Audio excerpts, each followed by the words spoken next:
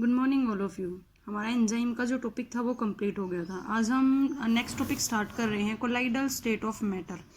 अभी तक हमने सॉलिड, लिक्विड और गैसियस स्टेट के बारे में पढ़ा था।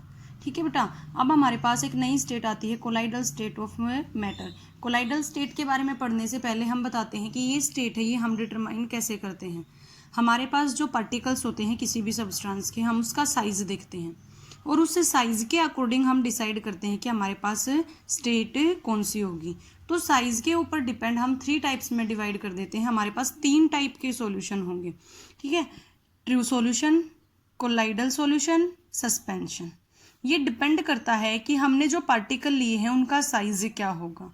ठीक है, जो पार्टिकल का साइज होगा वो उसका डायमीटर होगा। उस डायमीटर से हमें पता चलेगा कि ट्रू सॉल्यूशन है, कोलाइडल सॉल्यूशन है या फिर सस्पेंशन है। देखो, अगर किसी सब्सटेंस के पार्टिकल का साइज 10⁻⁻9 मीटर, 10⁻⁻9 मीटर या फिर 1 नैनोमीटर से कम हो, तो वो हमारे पास जो सॉल्यूशन होगा उसको हम कहेंगे ट्रू सॉल्यूशन।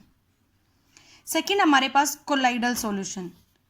अगर पार्टिकल का जो साइज है वो 10⁻⁻9 मीटर से लेके 10⁻⁻6 मीटर तक हो या फिर 1 नैनोमीटर से लेके 1000 नैनोमीटर तक हो, तो उसको, उस सॉल्यूशन को हम कहेंगे कोलाइडल सॉल्यूशन।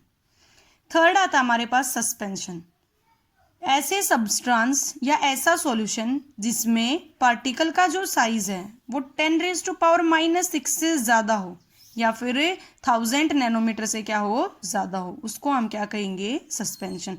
तो हमने पार्टिकल के साइज के ऊपर बेस्ड हमने 3 टाइप के सॉल्यूशन में क्या कर दिया, डिवाइड कर दिया। अब आती है भाई हमारे पास colloidal state of matter. A state in which size of the particle lie between, एक ऐसी स्टेट जिसमें पार्टिकल का साइज है वो लाई करता हो 1 नैनोमीटर से लेके 1000 नैनोमीटर के बीच में, ताकि क्या हो, so that they can pass through the filter paper, कि ऐसे स्टेट के पार्टिकल फिल्टर पेपर में से पास हो सकें, उसको हम क्या कहेंगे, कोलाइडल स्टेट ऑफ मैटर। अब हम इन तीनों में डिफ्रेंशिएट करते हैं। ट्रू सॉल्यूशन में क्या क्या डिफरेंस होंगे, कोलाइडल सॉल्यूशन में क्या होंगे और सस्पेंशन में क्या होंगे। तो इसके लिए हमारे पास एक टेबल गिवन है, उस टेबल से हम इनके डिफरेंस पढ़ेंगे। सबसे पहले देखो, हम प्रॉपर्टी देखेंगे। प्रॉपर्टी है नेचर। तो जो ट्रू सॉल्यूशन के पार्टिकल है वो बहुत छोटे होते हैं, तो उनका जो नेचर होगा वो होमोजीनियस होगा, उसके पार्टिकल्स को हम अलग नहीं कर सकते। कोलाइडल सॉल्यूशन है वो भी हेट्रोजीनियस होगा, और जो सस्पेंशन होगा वो भी क्या होगा, हेट्रोजीनियस होगा, क्योंकि इनके पार्टिकल का साइज है वो ज्यादा हो जाता है। नेक्स्ट प्रॉपर्टी है हमारे पास पार्टिकल साइज। ये हमने डेफिनेशन में भी पढ़ा था। जिनके पार्टिकल का साइज 10⁻⁻9 नैनोमीटर से कम, -9 मीटर से कम होगा या 1 नैनोमीटर से कम होगा, वो होंगे ट्रू सॉल्यूशन। -9 से लेकर और -6 मीटर के बीच में होगा, वो होंगे कोलाइडल सॉल्यूशन। या फिर 1 नैनोमीटर से 1000 नैनोमीटर के बीच में होंगे तो भी क्या होंगे, कोलाइडल सॉल्यूशन। आप इनमें से एक याद कर सकते हो, या तो मीटर का याद कर लो या फिर नैनोमीटर का याद करो।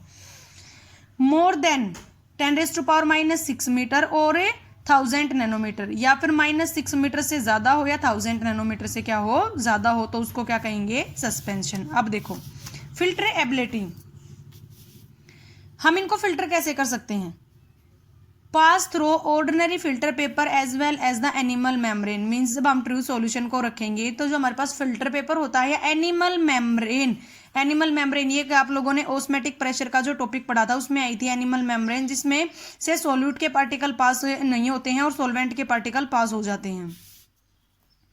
ये फिल्टर पेपर पे से में से तो पास होंगे, लेकिन एनिमल मेम्ब्रेन में से पास नहीं होंगे। सस्पेंशन के पार्टिकल का साइज बहुत ज्यादा बड़ा होता है, इसलिए ये फिल्टर पेपर में से भी पास नहीं होंगे और ना ही एनिमल मेम्ब्रेन में से पास होंगे। अब देखो, सेटलिंग का मतलब क्या होता है बेटा, अगर हमारे पास हमने कोई सॉल्यूशन प्रिपेयर किया है तो क्या हो कि उसके पार्टिकल हैं वो अलग अलग हो जाएं, लेकिन ट्रू सॉल्यूशन के पार्टिकल कभी भी अलग अलग नहीं होते, हमेशा मूवमेंट करते रहते हैं, ये कभी भी सेटल डाउन नहीं होंगे। ऐसे ही हमारे पास कोलाइडल सॉल्यूशन के जो पार्टिकल हैं वो हमेशा मूवमेंट करते रहते हैं, वो कभी भी सेटल डाउन नहीं होंगे। थर्ड हमारे पास सस्पेंशन है। सस्पेंशन के पार्टिकल्स सॉल्यूशन को थोड़ी देर बिना हिलाए छोड़ दो तो हमारे पास इनके जो पार्टिकल्स हैं वो अलग अलग हो जाएंगे। जैसे ही हम उसको सॉल्यूशन को बिना हिलाए छोड़ेंगे तो उसके जो पार्टिकल हैं वो नीचे आके सेटल डाउन हो जाएंगे। उसके बाद विजिबिलिटी, ट्रू सॉल्यूशन के पार्टिकल हमें कभी भी दिखाई नहीं देते हैं क्योंकि ये हमेशा मूवमेंट करते रहते हैं, ये कभी भी सेटल डाउन नहीं होंगे, तो ये पार्टिकल हमें कभी भी दिखाई नहीं देंगे। उसके बाद आता है हमारे पास कोलाइडल सॉल्यूशन। आप लोगों ने देखा होगा कि कई बार क्या होता है कि जब सर्दियों में धूप आती है तो वो किसी खिड़की में से आएगी, तो जब वो जहाँ से वो धूप गुजर रही होती है वहाँ पे क्या होगा, हमें छोटे छोटे पार्टिकल्स हैं वो मूवमेंट करते हुए दिखाई देते हैं, जिसको हम क्या कहते हैं, scattering of light. It means जब हम कोलाइडल सॉल्यूशन में से किसी भी लाइट को पास कराएंगे तो उस लाइट का हमें पाथ विजिबल हो जाएगा, हमें पार्टिकल्स अलग से दिखाई देने लग जाएंगे। सस्पेंशन के पार्टिकल को हम नेक डाई से भी देख सकते हैं और माइक्रोस्कोप से भी देख सकते हैं। इन दोनों के ये तो हमें बिल्कुल भी दिखाई नहीं देते हैं, ये क्या होंगे, इनको हमें लाइट पास करा के माइक्रोस्कोप की हेल्प से देख सकते हैं। नेक्स्ट है डिफ्यूजन। ट्रू सॉल्यूशन के पार्टिकल हैं वो इजीली डिफ्यूज हो जाते हैं क्योंकि ये कभी भी सेटल डाउन नहीं होते। कोलाइडल सॉल्यूशन के जो पार्टिकल हैं वो स्लोली डिफ्यूज होंगे क्योंकि इनके पार्टिकल का साइज है वो थोड़ा सा बड़ा हो गया है। सस्पेंशन के पार्टिकल हैं वो कभी भी डिफ्यूज नहीं होते हैं, वो हमेशा अपने ओरिजिनल पोजीशन पे रहेंगे। अब देखो, अपीयरेंस का मतलब है कि हमें इनमें से पार्टिकल है वो कैसे दिखाई देते हैं। तो जो ट्रू सॉल्यूशन के पार्टिकल हैं वो हमें क्लियर दिखाई देंगे, बिल्कुल ट्रांसपेरेंट होते हैं। कोलाइडल सॉल्यूशन का जो पार्टिकल्स होंगे वो ट्रांसलूसेंट होंगे, मीन्स हमें धुंधले दिखाई देंगे। और जो सस्पेंशन के पार्टिकल्स होते हैं उनमें से हमें कुछ दिखाई नहीं देता है, वो अपेकी होते हैं। ठीक है बेटा, तो ये थी इन तीनों की प्रॉपर्टीज, क्या क्या प्रॉपर्टीज है और कैसे ये तीनों डिफ्रेंशिएट करते हैं। तो हमारे पास 3 टाइप के सॉल्यूशन हो गए, true solution, colloidal solution and suspension. उसके बाद देखो बेटा, हमारा नेक्स्ट टॉपिक आता है डिस्पर्स्ड फेज क्या होता है और डिस्पर्सन मीडियम क्या होता है। अभी तक आप लोगों ने सोल्यूट और सोलवेंट से सॉल्यूशन पढ़ा था, लेकिन अब हमारे पास सॉल्यूशन है वो क्या हो गया, कोलाइडल सॉल्यूशन हो गया, ट्रू सॉल्यूशन हो गया और सस्पेंशन हो गया। तो उसी के ऊपर बेस्ड हमने सॉल्यूशन को 2 पार्ट्स में डिवाइड कर दिया, डिस्पर्स्ड फेज और डिस्पर्सन मीडियम। जैसे हमारे पास सॉल्यूशन के 2 पार्ट होते हैं, सोल्यूट और सोलवेंट, तो यहाँ पे जो डिस्पर्स्ड फेज होगी वो तो सोल्यूट होगा और जो डिस्पर्सन मीडियम होगा वो सोलवेंट होगा भाई। ठीक है, बात वही है। यहाँ पे हमारे पास कोलाइडल स्टेट आ गई तो इसलिए हमने सोल्यूट और सोलवेंट को चेंज कर दिया डिस्पर्स्ड फेज और डिस्पर्सन मीडियम में। अब देखो, डिस्पर्स्ड फेज क्या होती है, the substance which is dissolve, जो डिजोल्व किया जाता है, which is dissolve in the form of A colloidal particle. मतलब जिस सब्सटेंस को हम डिजोल्व करते हैं वो तो क्या होगा, डिस्पर्स्ड फेज। और डिस्पर्सन मीडियम क्या होगा, the medium in which a substance is dissolve. एक ऐसा मीडियम है जिसके अंदर हम सब्सटेंस को डिजोल्व करते हैं, उसको क्या कहेंगे, डिस्पर्सन मीडियम। तो वही हो गया हमारे पास सोल्यूट और सोलवेंट। अब हम करते हैं क्लासिफिकेशन ऑफ द कोलाइड्स। ठीक है, कोलाइड्स को हम कितने टाइप्स में डिवाइड कर सकते हैं वो करते हैं हम। सबसे पहला आता है हमारे पास based on the physical state of dispersed phase and dispersion medium. इन दोनों के ऊपर बेस्ड हम इनको डिफाइन करते हैं, डिवाइड कर देते हैं। हमारे पास 8 टाइप के सॉल्यूशन होंगे। ये टेबल बहुत इंपॉर्टेंट है, एक क्वेश्चन इनमें से हमेशा पुट किया जाता है। तो देखो, सबसे पहले हमने क्या लिखा, डिस्पर्स्ड फेज, फिर हमने लिखा क्या, डिस्पर्शन मीडियम। डिस्पर्स्ड फेज और डिस्पर्शन मीडियम, सबसे पहला देखो, जब हम सॉलिड को सॉलिड में मिक्स करते हैं, जब हम सॉलिड को सॉलिड में मिक्स करते हैं तो वहां पे हमारे पास जो सॉल्यूशन बनेगा उसका नाम होगा सॉलिड सोल। फॉर एग्जाम्पल, बहुत सारे आप लोग शीशे देखते हो, इनमें खिड़कियों में यूज किए जाते हैं, उनमें कलर डिफरेंट होते हैं, किसी का कलर ग्रीन होता है, किसी का कलर ब्लू होता है। तो वो सम ग्लासेस, हमने उन ग्लासेस को मिक्स करके बनाया है, तो ग्लास तो सॉलिड होंगे। जेम स्टोन्स, आजकल हमारे पास न्यू टेबल्स आई हुई हैं, या फिर जो एक्वेरियम होता है उनके अंदर स्टोन्स रखे जाते हैं, वो अलग अलग कलर के होते हैं, तो उनको भी मिक्स करके बनाया जाता है, जो कि क्या होते हैं, सॉलिड। तो हमें ये इस तरीके से याद करने हैं। नेक्स्ट देखो, अगर हमारे पास डिस्पर्स्ड फेज, मतलब किसी भी सॉलिड को हम लिक्विड में डालते हैं, किसी भी सॉलिड को किस में डालते हैं, लिक्विड में डालते हैं, तो वहां से जो सॉल्यूशन प्रिपेयर होगा वो क्या होगा, सोल। कंफ्यूज मत होना कि सॉलिड को हम लिक्विड में कैसे डाल सकते हैं। जो हमारे पास से पेंट होते हैं, जो हम प्रिपेयर करते हैं, वो सॉलिड को लिक्विड में डालने से ही प्रिपेयर होते हैं। Next example, muddy water. ठीक है, हमारे पास ये जो पानी होता है जिसके अंदर रेत प्रेजेंट होता है वो भी एक इसी का एग्जाम्पल होता है, किसका, सोल का, जब हम सॉलिड को लिक्विड में पुट करते हैं।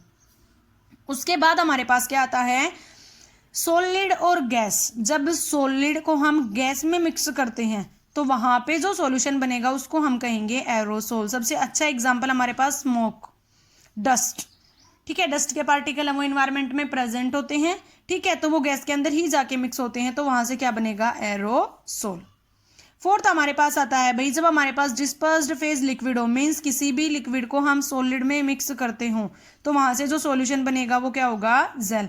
हमारे घर में जो यूज होती हैं चीज, पनीर, बटर, जो हम घी खाते हैं वो, और जेलीज आती हैं हमारे पास से, वो भी क्या होंगी, इसी का एग्जाम्पल होंगे कि किसी भी लिक्विड को हम सॉलिड में मिक्स कर रहे हैं। जब हम एक लिक्विड को लिक्विड में मिक्स करते हैं, ऐसे हमारे डेली लाइफ में बहुत सारे एग्जाम्पल है, वहां से जो सॉल्यूशन बनेगा उसको हम कहेंगे एमल्शन।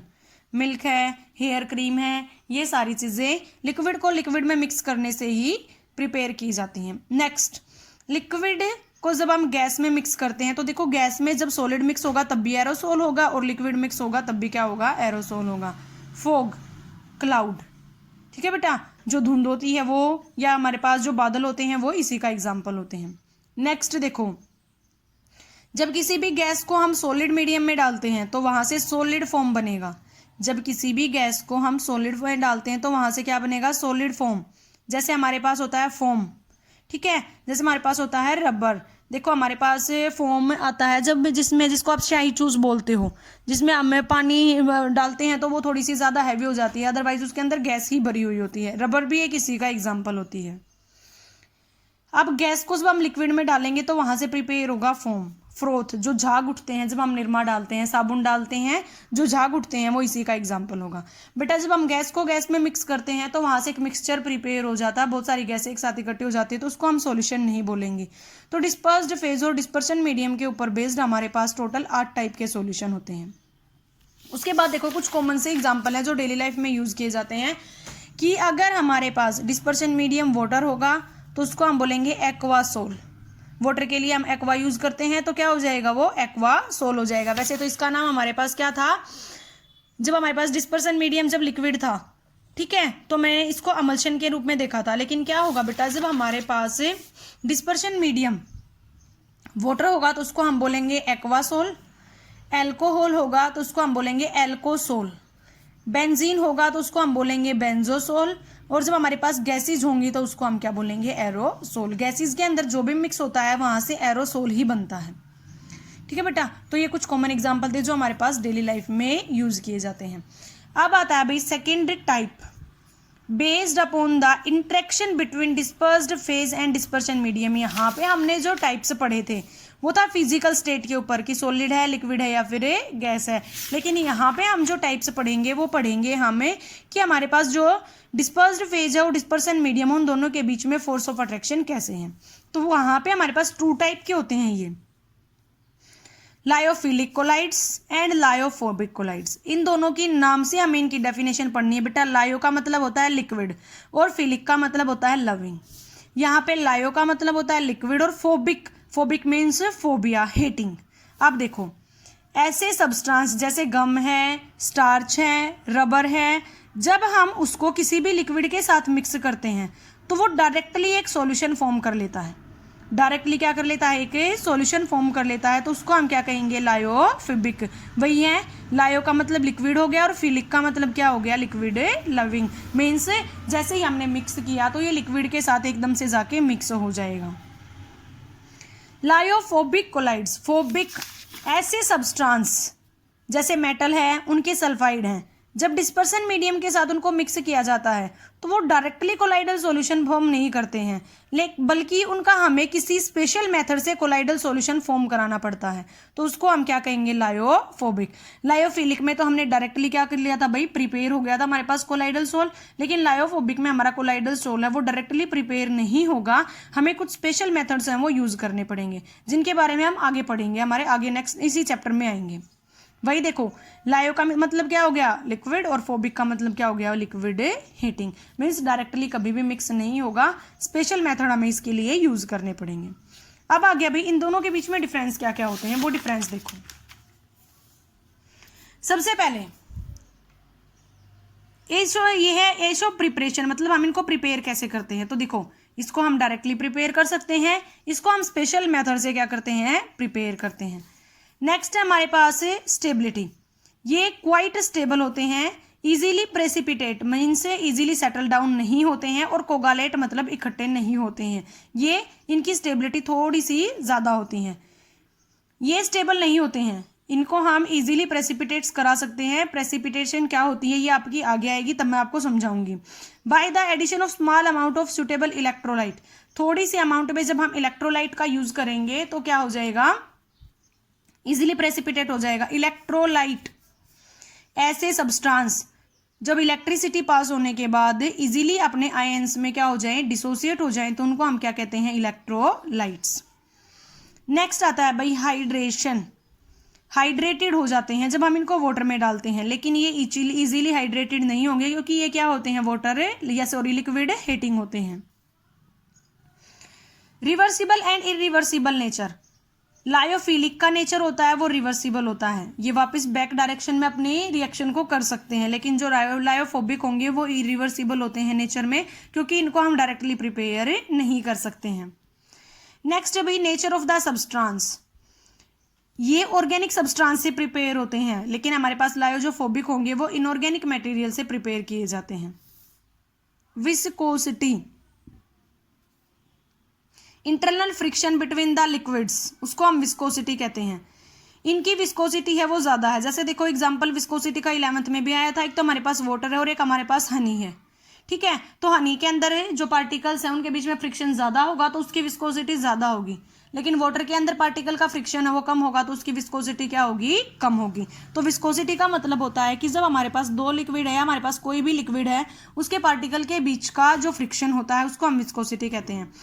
तो लायोफिलिक की जो विस्कोसिटी है वो ज़्यादा होती है इसके सॉल्यूशन से, लेकिन हमारे पास लायोफोबिक की जो विस्कोसिटी है वो सेम रहती है जैसी हमारे पास क्या होती है, मीडियम की होती है। सरफेस टेंशन, इनकी सरफेस टेंशन है वो कम होती है सॉल्यूशन से, लेकिन इनकी जो सरफेस टेंशन है वो सेम रहेगी जैसी हमारे पास क्या है, मीडियम की है। तो देखो बेटा ये हमारे पास क्या हो गया, based on the interaction between dispersed phase and dispersion medium. हमने दो टाइप के पढ़ लिए, लायोफिलिक और लायोफोबिक, और उनके बीच में क्या क्या डिफरेंस होते हैं।